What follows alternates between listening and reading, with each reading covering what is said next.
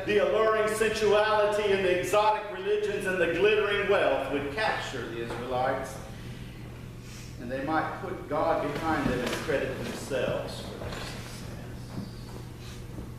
Yancey says, beware of the temptation that success brings. There's grave danger in getting what we want.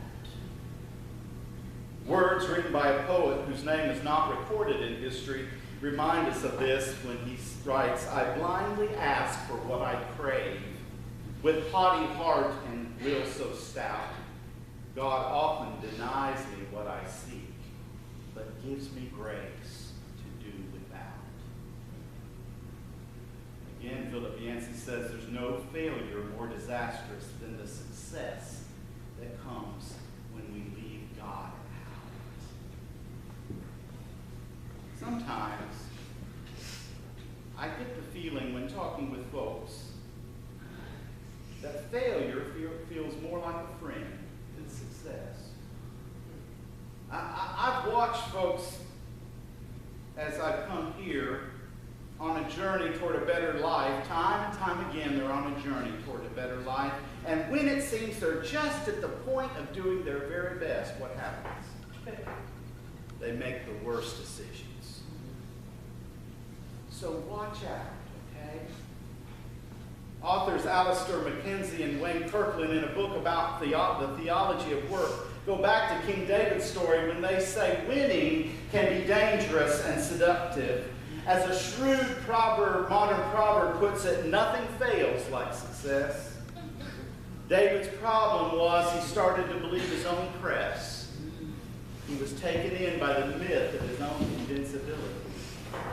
And likewise, his son Solomon, the same. Blessings can become distorted in our minds, and we begin to see them as earned and deserved bonuses. God will bless me with all I need becomes, where's my reward, God? Which then becomes, what I have is not enough. Where are you this morning with God's blessings? Do you see them in your life? What is your response? Watch out for the blessing. Watch out. Be aware. Notice those blessings. Celebrate those blessings. But watch out.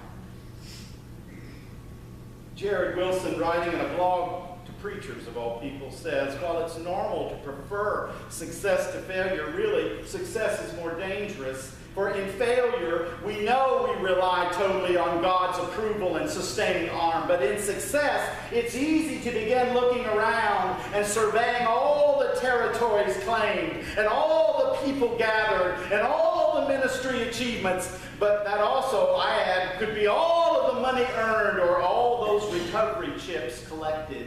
And we think, well, looky here. Look what has been built with my talents and my gifts and my skills and my strategies and my vision and my sweat and my sacrifice. Looky here. He says it's perfectly normal for humans to prefer success to failure. You'd be a weirdo if you didn't.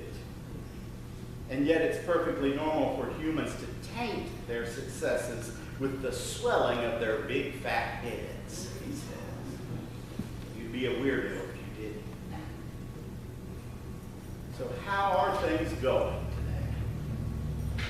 When things go well, or at least go a lot better than they have gone in a long time, that's the time for us to be down on our knees, asking God, pleading with God for a listening heart.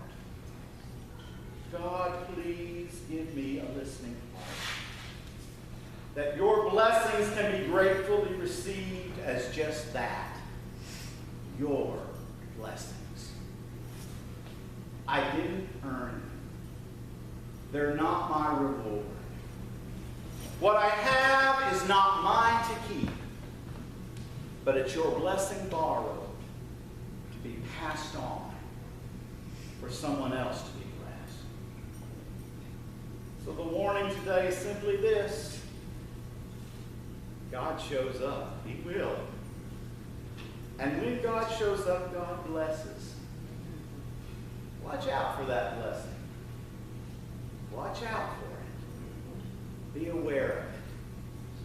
Give thanks for it. Humbly receive it. Let's pray.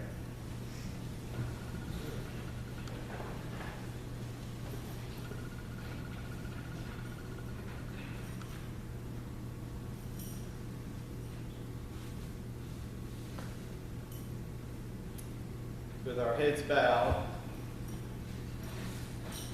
in a posture of humility, we come before you, O God, so incredibly grateful for all that you have given to us, all that you have done for us, and for who you are to us. Oh, it's so easy for us, Lord, to puff out our chests and to think, look what I've done. Or it's so easy for us, Lord, to look around and think we have not enough and whine, I need more.